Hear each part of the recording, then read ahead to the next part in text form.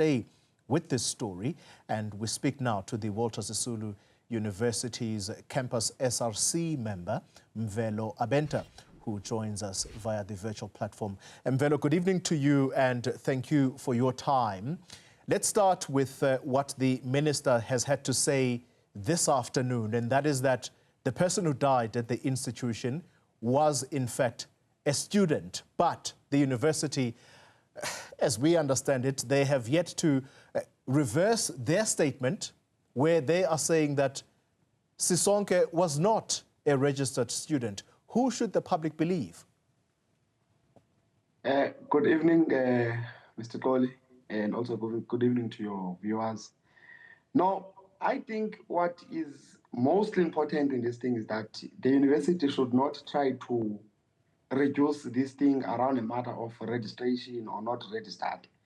And even us as the public, we should not be lobbied to descend to that arena to discuss whether the student was registered or not. But we should pay close attention to that the student or a person was killed within university premises. And that's the most important thing that I believe all of us should be sympathetic to that.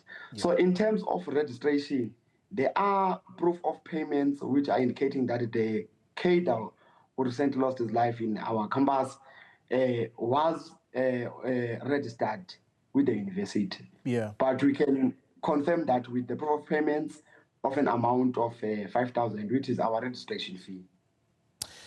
Let's then discuss the separate incident now from the Tuesday, where another student, and our reporter has just told us that a female student was shot and she sustained 2 bullet wounds, and that person remains in a hospital today. Do you know what happened in that incident, which is understood to have occurred in March?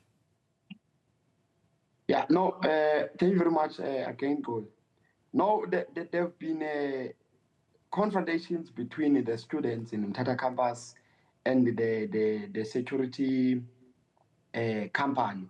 But what I must register and emphasize is that the organization which I'm coming from, which is the EFF, when it's saying we must do away with this thing of tendering, it does not just speak on a sense of being a person who was fighting people who are in business, but it seeks to even eliminate such things that are happening in our campuses, because at the center of this, there are politics that are happening.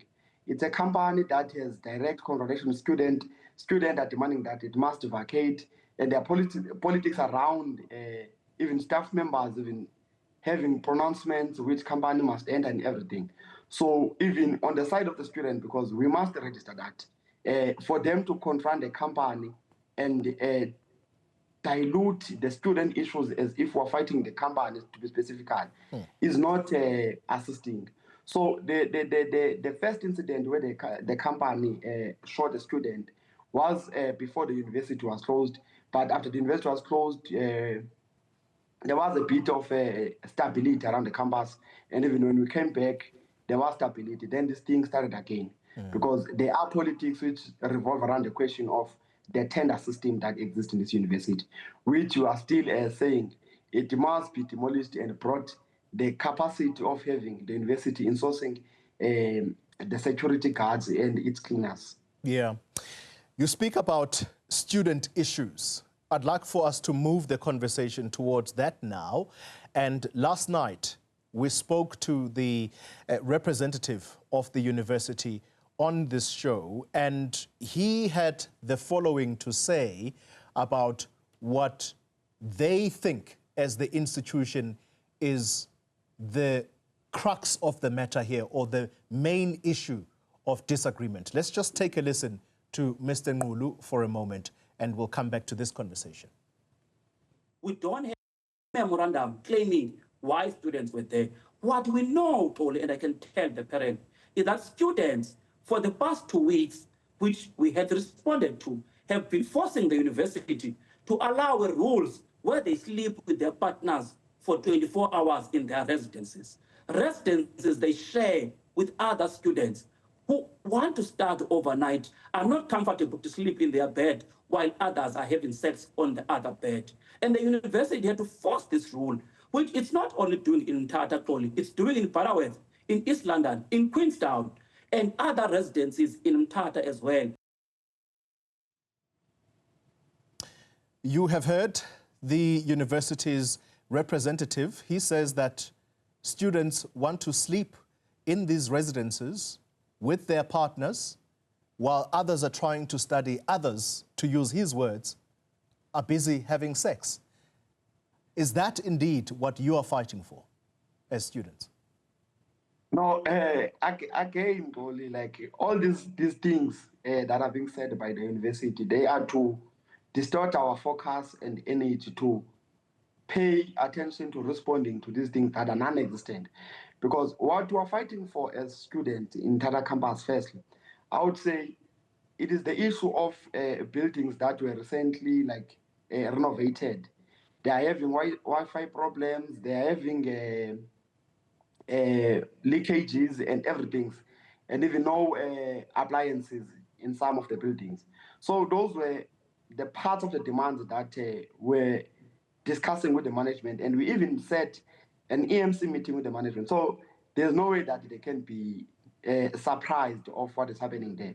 Yeah. But as I am saying it, there's some opportunism that is taking place within this process, because ordinarily before any protest that happens, we do convince students, have a mass meeting, which will communicate the decisions that we have taken as students that we are going to a full-blown strike. Yeah. But as for this one, we have seen that things were organized separately or in small rooms or behind the doors, and then the action was taken into light as a protest. But what is important that is motivating to us as students to say we are still demanding the issues that we initially raised with the management, is that all these issues, they are not attended. And at the center of them, we are having students losing their lives, and the university is just discussing petty things when it's given a platform. Yeah. So issues that we're fighting for as students, they are not just visiting hours. They are issues that revolve around the question of appliances and maintenance. All right, Mvelo, let's end the conversation on the incident then that took place on Tuesday. I'm going back there deliberately because the university yesterday was trying to lay blame even on the media in how we are covering this story, that we seem to be taking sides. And they are saying that Mr. Mampane, who is the official that would have been visited by the protesting students, was actually trying to protect his family from students who were attacking not only his wife, but tried to burn his car whilst the children, his children, were inside the car. What do you know about that? Is that true? One thing that I can say, Xoli, is that students are not hooligans, and they are not just people who can wake up and resolve to ban cars and do all these sorts of things that they are being labeled as.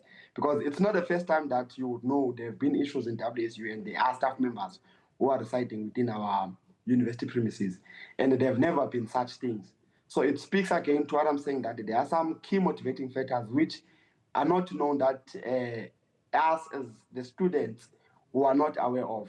But what I can say is that even if it was self-defense from the side of Mr. Mampane, it was incorrect for him to have a firearm in a firearm-free environment, which is a university premises as a residence. So there's no way to justify it. Yeah. The university must have a decision to be sympathetic to the family that lost their child whilst they send him to WSU. And another thing that the university must do, because we as students are going to have a huge crisis now, to have other students applying and coming to this university again, because the university is failing now to clearly give the people or the public into confidence that the university is a safe and a free environment. Parents should not be threatened to send their children in WSU, which that is what we want the university to do, and not try to justify the actions of Mr. Mampane. And what we're standing for is saying the university must suspend Mr. Mampane whilst all these investigations that they are talking about are being done, and whilst the outside processes which relates to SAPS and everything are being conducted. We want Mr. Mampane to be suspended at the university. All right. Thank you very much for your time. Mvelo Abenta is the Walter Sisulu University's Mthatha campus SRC member talking to us tonight. It is a story that we continue to watch. There is hope that the institution may talk to us again this evening, but there isn't certainty for now.